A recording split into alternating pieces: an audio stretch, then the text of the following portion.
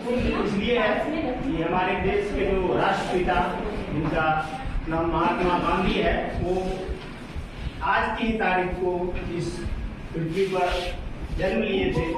और इनके साथ साथ एक और खुशी की बात है, जो हमारे देश के दूसरे प्रधानमंत्री थे श्री लाल बहादुर शास्त्री, उनका भी जन्म आज के ही दिन हुआ था।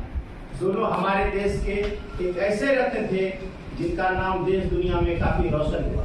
खास करके पहले हम अगर गांधी जी की बात करें, वो एक ऐसे धरोहर है हमारे देश के जो पूरे विश्व में जाने जाते हैं।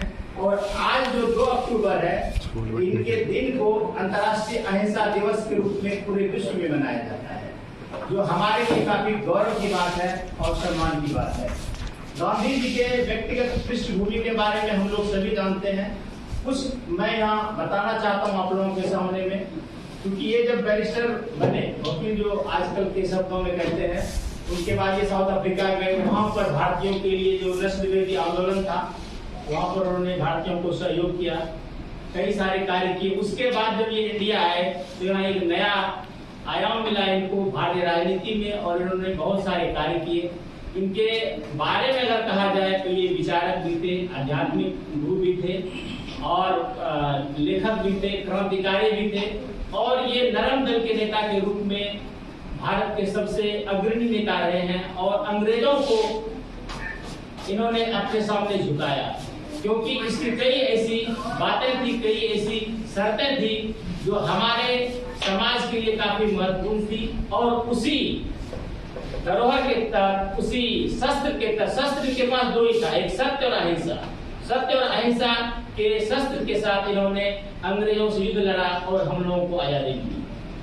ये काफी महत्वपूर्ण है हम लोगों के लिए कि जब हमारे लोगों के पास हथियार नहीं थे, गोला बारूद नहीं था, उसकी कमी बहुत थी, ना ही हमारे पास संसाधन थे, फिर भी जन आंदोलन के तहत, अपने विचार के तहत, अपने भावनाओं के तहत, अपने अडिग जो दृढ़ निश्चय शक्ति है, उनके तहत अंग्रेजों को कई बार इन्होंने मानसिक रूप से और सामाजिक तौर पर उनको पंगु बनाया, और हमारा देश आज आजाद हुआ।